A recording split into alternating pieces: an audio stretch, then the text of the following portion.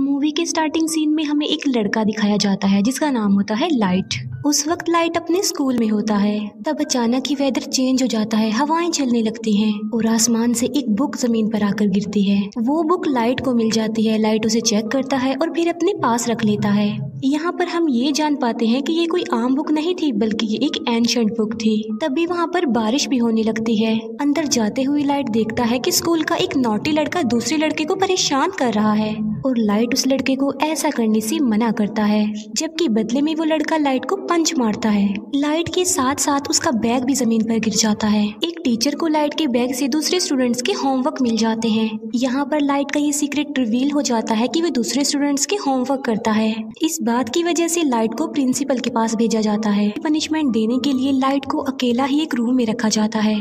जब वो अकेला बैठा होता है तो उसे वो एंशिएंट बुक याद आ जाती है। फिर वो उस बुक को रीड करने लगता है और ये कोई सिंपल बुक नहीं थी, बल्कि रूल से भरी हुई थी। यानी इस बुक को रखने के भी असूल थे। ये बुक सदियों पुरानी थी। इस बुक को पाकर लाइट को काफी अजीब फील होता है। जब वो इस बुक को एग्जामिन कर रहा होता है तब वहाँ पर अजीब चीजें होना शुरू हो जाती हैं। वहाँ पर लाइट एक अजीब चीज को नोटिस करता है जो इंसान नहीं था बिल्कुल भी, बल्कि वो एक क्रिएचर था।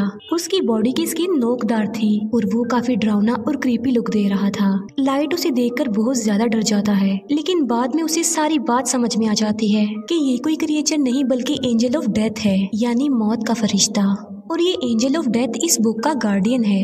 एंजल ऑफ डेथ लाइट को इस बुक की रियलिटी बताता है कि ये क्या क्या कर सकती है। इस बुक में कुछ स्पेसिफिक नोट्स हैं जिन्हें डेथ नोट्स कहा गया है। जिस इंसान के पास ये बुक होती है वही इसका ऑनर होता है, यानी उस वक्त इस बुक का ऑनर लाइट था। इस बुक की बड़ी बात यह है कि इसके डेथ नोट्स पर जिसका भी नाम लिखा जाएगा वो मर जाएगा। बुक का मालिक किसी को भी अपनी पसंद के तरीके से मार सकता है। लाइक वो कोई भी तरीका चूज करके बुक में राइट कर दे तो मरने वाला सेम उसी मेथड उसी पैटर्न से ही मरेगा। लेकिन ऐसा करने के लिए ऑनर को कुछ रूल्स को फॉलो करना होगा। लाइट फिलहाल तो इस बात पर बिलीव नहीं करता।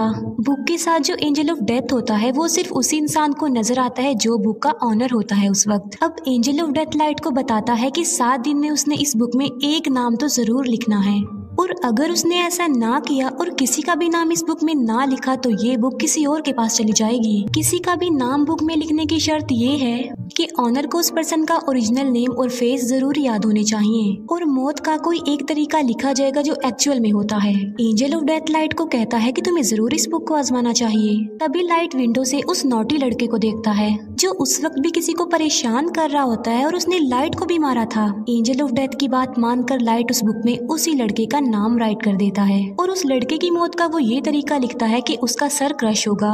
फिर हम बाहर का नजारा देखते हैं जो कि अचानक से बदल जाता है। 2 गाड़ियां आपस में टकरा जाती हैं और एक गाड़ी में लोहे की लेडर्स पड़ी हुई थी, जिससे सच में उस लड़के का सर क्रश हो जाता है। लाइट समेत सब लोग ये देखकर काफी हैरान रह जाते हैं। ये सब कुछ देखकर अब लाइट को भी यकीन आ गया था कि जो कुछ भी उसे एंजल ऑफ डेथ ने बताया है वो सच है। इसी वजह से लाइट काफी डर जाता है। एंजल ऑफ डेथ लाइट को बताता है कि तुम इस बुक की मदद से बहुत कुछ कर सकते हो, लेकिन अगर तुम इस बुक को लेना नहीं चाहते तो मैं इसका मालिक किसी और को बना दूंगा। इसके बाद लाइट अपने घर वापस आ जाता है। घर में हम लाइट के फादर को देखते हैं जो कि एक डिटेक्टिव थे। फिर हमें दिखाया जाता है कि कुछ साल पहले एक क्रिमिनल ने लाइट की मदर का मर्डर कर दिया था, लेकिन वो क्रिमिनल सबूत ना होने की वजह से खुला घूम रहा था। इस बात की वजह से दोनों बाप बेटे के रिलेशन भी कुछ खास नहीं थे। लाइट अपने फादर से नाराज होता है कि आप मेरी मदर की मौत का बदला नहीं ले रहे हैं। इस बात को लेकर लाइट हमेशा अपसेट ही रहता था। फिर लाइट को एक आइडिया आता है कि मैं उस क्रिमिनल का नाम भी उस डेथ नोट में लिख देता हूँ, और वो ऐसा ही करता है। उस क्रिमिनल का नाम वो डेथ नोट में लिख देता है। फिर हमें वही क्रिमिनल दिखाया जाता है जो कि अपने साथियों के साथ पार्टी कर रहा था, और सडन देखते ही देखते सबकी आंखों के सामने उसकी मौत हो जाती है। जब बाप बेटे को उस क्रिमिनल की डेथ की खबर मिलती है तो वो काफी खुश हो जाते हैं। यहाँ पर लाइट ने अपनी मदर की डेथ का बदला भी ले लिया और लाइट और उसके फादर का रिलेशन भी अच्छा हो गया। फिर लाइट सोचता है कि आखिर इस बुक की पावर को अच्छे कामों के लिए कैसे इस्तेमाल किया जाए। लाइट स्कूल में बैठा हुआ ये बात सोच रहा था, तभी लाइट के पास एक लड़की आ जाती है जिसका नाम होता है मिया। मिया लाइट की बेस्ट फ्रेंड होती है। इसी वजह से लाइट उसे अपना ये सीक्रेट बता देता है कि मुझे एक मिस्टीरियस बुक मिली है जिस पर अगर किसी का नाम लिख दें तो वो मर जाता है। लेकिन मिया इस बात का बिलीव नहीं करती। इस बात को प्रूव करने के लिए लाइट मिया को लाइव न्यूज दिखाता है जहाँ एक किलर दिखाया जाता है लाइट उस किलर के बारे में डेथ नोट में लिख देता है कि एक गाड़ी उसे हिट कर देगी जिसकी वजह से वो मर जाएगा। अब क्योंकि लाइट को उस क्रिमिनल का नाम और चेहरा मालूम थे तो बिल्कुल ऐसा ही होता है। ये देखकर मिया काफी शॉक्ड रह जाती है। वो प्लान बनाते हैं कि अब हम एक बड़ी ताकत के मालिक हैं और हम इस बुक की मदद से बुरे लोगों को इस दुनिया से मिटा देंगे। बुरे लोग यानी क्रिमिनल्स, किलर्स और इसी तरह के खतरनाक लोग। अब ऐसा करने के लिए उन्हें नाम और चेहरे इजीली इंटरनेट से मिल सकते थे, इसीलिए वो बुरे लोगों के नामों की एक लिस्ट बना लेते हैं और बुरे लोग आहिस्ता आहिस्ता मरने भी लगते हैं। यहाँ पर हम ये भी जान पाते हैं कि बुक का ऑनर मरने वाले पर अपना कंट्रोल भी कर सकता है। लाइट ने अपने लिए एक नाम चुना था और वो था कीरा, यानी जब भी कोई मरता था तो वहाँ पर लाइट कीरा लिख देता था ताकि बुरे लोगों में इस नाम की दहशत फैल जाए और वो गलत काम छोड़ दें कि अब सब क्रिमिनल्स और बुरे लोगों को मारने वाला कीरा आ गया है। और देखते ही देखते पूरी दुनिया में ये खबर वायरल हो जाती है कि कीरा नाम का कोई सीरियल किलर आ गया है जो सबको मारता जा रहा है। और कुछ लोग तो कीरा को सपोर्ट भी कर रहे थे कि ऐसे कम से कम दुनिया से बुरे लोग तो खत्म होंगे। अब क्योंकि था तो वो किलर ही, तो पुलिस उसे ढूंढना चाहती थी। अब क्योंकि कोई भी सबूत लाइट के खिलाफ नहीं था तो उस तक पहुंचना इम्पॉसिबल था। फिर एक इंटेलिजेंट डिटेक्टिव को इस केस के लिए हायर किया जाता है। इस डिटेक्टिव का नाम होता है एल, जो कि काफी स्मार्ट था, जो कि अपने फेस को हमेशा कवर रखता था और उसका ओरिजिनल नेम भी कोई भी नहीं जानता था। लाइट और मिया अपनी लाइफ में काफी खुश थे और 400 से ज्यादा लोगों को मार चुके थे। एल एक कॉन्फ्रेंस में अनाउंस करता है कि कीरा सबके सामने आ जाओ। एल क्योंकि काफी स्मार्ट था तो वो इस केस को स्टार्ट से ही देखता है। अब क्योंकि लाइट के फादर भी एक डिटेक्टिव थे तो एल उन्हें भी अपने साथ ही मिला लेता है ताकि वो जल्द से जल्द कीरा तक पहुंच जाएं। लाइट और मिया काफी वरीड हो जाते हैं क्योंकि उन्होंने कभी ये नहीं सोचा था कि उन्हें पकड़ने की साजिश भी की जाएगी, क्योंकि अभी तक तो वो मजे में थे। लेकिन एल की एंट्री ने उनकी टेंशन को बढ़ा दिया। लाइट अपने फादर से पूछता है कि अगर कीरा को पकड़ लिया तो उसके साथ क्या किया जाएगा। लाइट के फादर कहते हैं कि आधे लोग कहेंगे कि कीरा को फांसी की सजा होनी चाहिए, जबकि आधे लोग कहेंगे कि आखिर इसने ये सब कुछ कैसे किया, इस बात पर रिसर्च की जाए। ये सुनकर लाइट की टेंशन और ज्यादा बढ़ जाती है। फिर ये सारी बात वो मिया को भी बताता है और उसे कहता है कि अब हमें ये सब कुछ स्टॉप कर देना चाहिए, क्योंकि एल के शक के दायरे में बहुत सारे लोग थे जिनमें लाइट भी शामिल था, क्योंकि वो अपने फादर के डाटा को इजीली एक्सेस कर सकता था। इसीलिए एल एक एजेंट को लाइट के पीछे लगा देता है ताकि वो लाइट की एक्टिविटीज पर नजर रख सके। जब लाइट को इस बात का रियलाइज होता है तो वो खुद को नॉर्मल रखता है। बुक में लाइट का इंटरेस्ट कम होता देखकर मिया को बुरा लग जाता है, क्योंकि ये सब करके मिया काफी इंजॉय कर रही थी। लाइट और मिया के लिए उनके रास्ते का पत्थर एल बन गया था, लेकिन वो चाह कर भी एल को नहीं मार सकते थे, क्योंकि ना तो वो लोग उसका ओरिजिनल नेम जानते थे और ना ही उन्होंने कभी उसकी शक्ल देखी थी, जो कि बुक का रूल भी था। लाइट और मिया इस बात पर डिस्कस कर रहे होते हैं कि इस बुक में उन सारे एजेंट्स के नाम राइट करने चाहिए जो कीरा को ढूंढ रहे हैं, ताकि बाकी डिटेक्टिव्स कीरा से डर जाएं और मजबूरन उन्हें इस केस को बंद करना पड़े।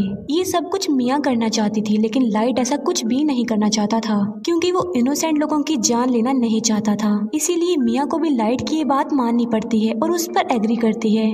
दूसरी तरफ एल को ये भी पता चल जाता है कि कीरा ने सिर्फ उन लोगों को अपना विक्टिम बनाया है जिन लोगों को टीवी पर दिखाया गया है, और कीरा उन लोगों को नहीं मार सकता जिसका फेस और नाम वो नहीं जानता। अब उस पर शक ना आए इसीलिए लाइट डिसाइड करता है कि वो कुछ दिन लोगों को नहीं मारेगा। लेकिन सडन एक इंसिडेंट हो जाता है।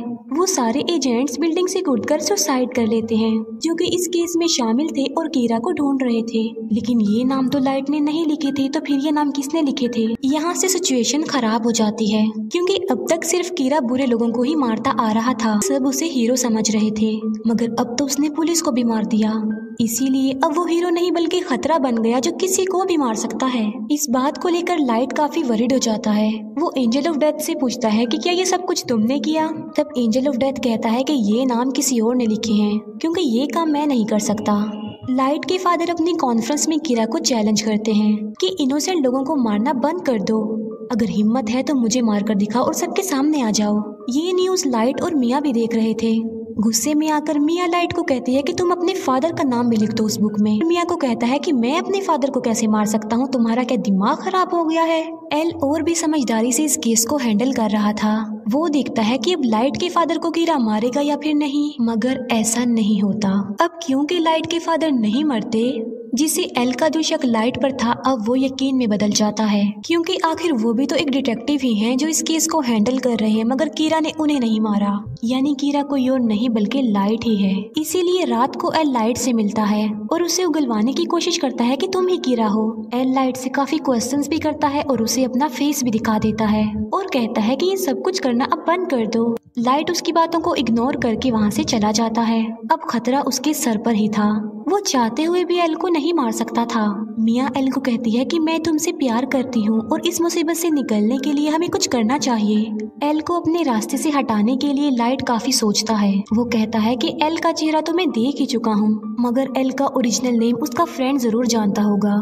लाइट एल के फ्रेंड का नाम उस बुक में राइट कर देता है और उसे अपने कंट्रोल में कर लेता है। अब यहाँ पर बुक का एक और रूल सामने आता है कि अगर ऑनर ने किसी के नाम वाला पेज जला दिया तो वो पर्सन बच जाएगा और उसे कुछ भी नहीं होगा। लेकिन एंजल ऑफ डेथ लाइट को बताता है कि ये सिर्फ एक ही दफा होगा। अब एल का फ्रेंड लाइट के कंट्रोल में आ चुका था, मगर वो भी एल का ओरिजिनल नेम नहीं जानता था। लाइट उसे कहता है कि किसी भी तरह एल का असली नाम पता लगवाओ। तब एल का फ्रेंड बताता है कि एल एक अकेडमी में जाता था, मे भी उसके डॉक्यूमेंट्स में उसका ओरिजिनल नेम हो, इसीलिए लाइट उसे फौरन अकेडमी में जाने को कहता है। एल का फ्रेंड ऐसे ही करता है और वो अकेडमी में चला जाता है। लाइट का प्लान था कि जब उसे एल का ओरिजिनल नेम पता चल जाएगा तो वो उस पेज को जला देगा जिस पर एल के फ्रेंड का नाम लिखा है, जिससे उसकी जान बच जाएगी और सब कुछ नॉर्मल हो जाएगा। लेकिन एल को डाउट हो जाता है कि उसका फ्रेंड मिसिंग है। उसे सारी बात भी समझ आ जाती है कि लाइट ने उसे भी अपने कंट्रोल में ले लिया होगा मेरा असली नाम जानने के लिए।